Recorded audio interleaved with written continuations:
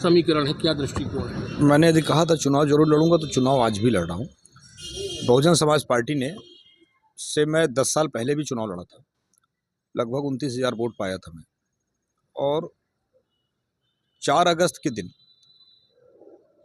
हमारे प्रदेश के प्रभारी रामजी गौतम, जो बहुजन समाज पार्टी के प्रभारी रहे हैं, ये मुझको बहन मायावती जी के पास उनके घर पे ले गए। मेरी उनसे उन्होंने मुलाकात कराई और बहन जी ने मुझे आशीर्वाद दिया कि जाओ सतना से चुनाव लड़ो और अपनी तैयारी चालू करो। मैंने उसका तैयारी भी चालू कर दी। आप देखे होंगे शहर में तमाम ऑटो रिक्शा वगैरह में दीवार में वॉल पेंटिंग वगैरह उसी आश्वासन के बाद मैंने किया। अब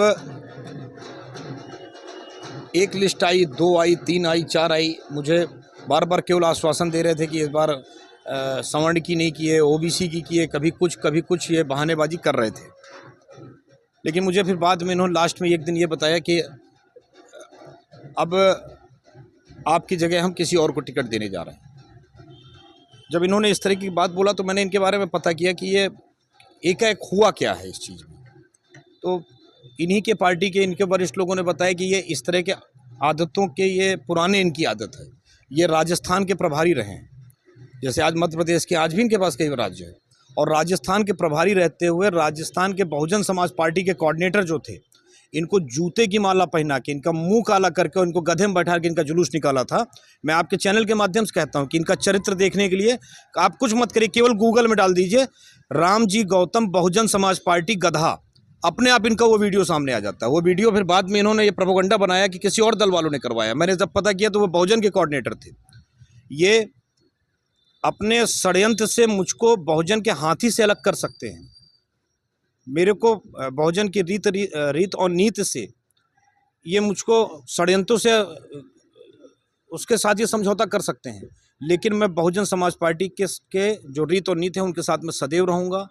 अंबेडकर जी के बनाए विचारधाराओं पे चलता रहूँगा और जय भीम को मैं नहीं छोड़ूंगा। उनके कार्यकर्ता इतने अच्छे और ईमानदार हैं कि मैं उनके हक की लड़ाई इनसे तो नहीं लड़ी जा रही है।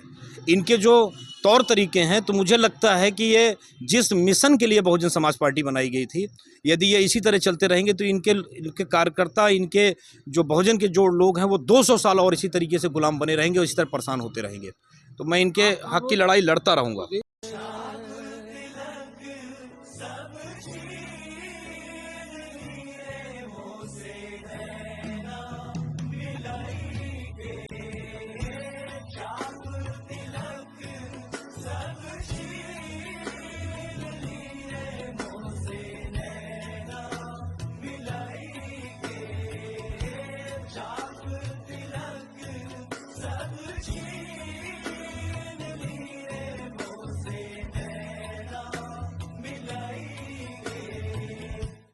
अध्यक्ष पे आरोप है कि मायावती जी को लेकर आपका क्या? नहीं, मायावती जी को तो शायद मुझे लगता है ऐसा पता भी नहीं होगा।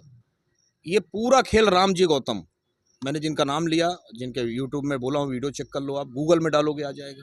ये तो पूरा उनका खड़ा बहुजन के पैरेलल लड़ेंगे, वो आप कह रहे हैं कि मैं जय भीम के साथ रहूंगा। जय भीम कोई चुनाव के लिए नहीं है। जय भीम एक विचारधारा है। अंबेडकर जी का एक संविधान है जिसकी लड़ाई के लिए ही ये बहुजन समाज पार्टी बनाई गई थी। अब ये उस विचारधारा, उस लड़ाई से भटक चुके।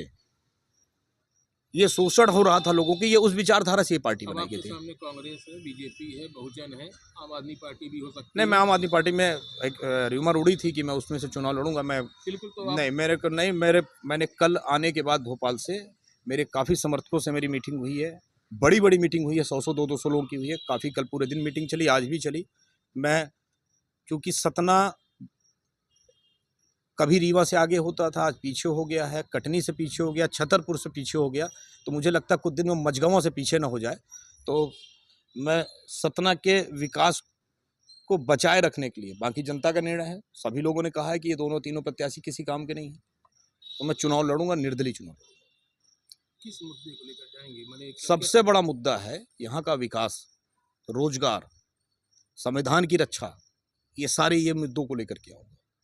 कुछ लोगों का अंदरूनी समर्थन भी प्राप्त हुआ आपको? कुछ नहीं, तमाम लोगों का है। यदि अंदरूनी समर्थन अलग अलग दलों वालों का नहीं होता तो मैं किसी फिर और दल से आता। निर्दलीय में ही सभी लोग समर्थन दे रहे हैं।